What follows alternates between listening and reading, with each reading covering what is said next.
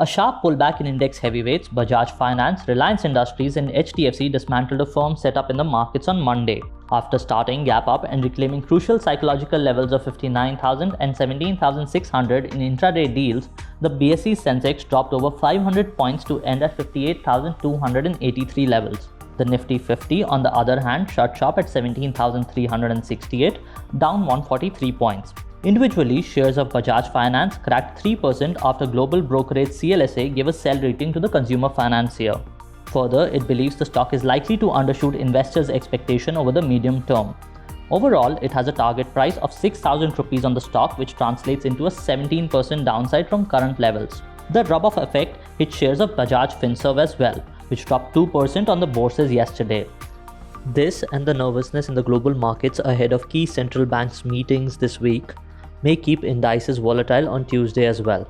Moreover, reaction to inflation data, initial public offers of MedPlus Health, data patterns and Metro Brands, listing of Anand Rathi Wealth, analyst meet of ITC, and news flow around the severity of Omicron coronavirus variant will keep investors on their toes today. As we come closer towards the new year, holiday season in the overseas market and subsequent thin trading may keep indices range-bound over the next few sessions. Further, volumes may pick up with the onset of 2022, where equities as an asset class will continue to remain investor favorite. According to analysts, peaking US inflation and modest policy easing in China into the first quarter of 2022 should provide some relief. Here's a lowdown of what some of the key global brokerages are expecting from the markets in 2022. According to analysts at Jefferies, Asia's performance in 2022 will be dominated by significant changes in China, and investors should keep a close eye on further cooling of the mainland economy. As regards India, the brokerage believes the country has entered a period of economic supercycle driven by housing cycle turnaround. It estimates over 7% GDP growth and 15% earnings growth for FY23. It says any correction due to inflation, valuation, and the US Fed rate hike should be used to add to cyclicals. The brokerage remains overweight on financials, property, and autos and expects markets to hit a new high in 2022. For analysts at Bank of America, global liquidity is on course for a peak around March 2022. They expect the balance sheet of G4 central banks to expand by another $750 billion by that time and then peak out.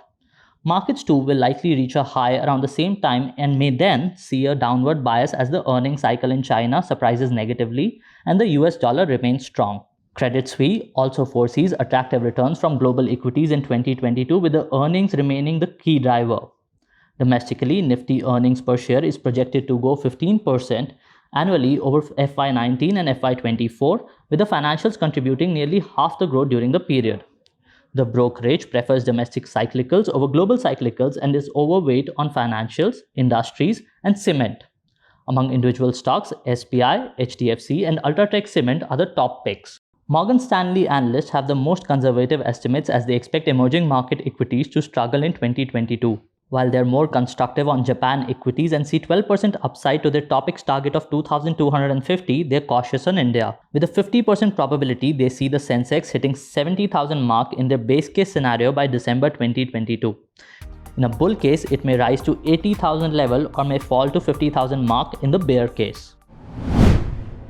If you like this video, share it and subscribe to Business Standard.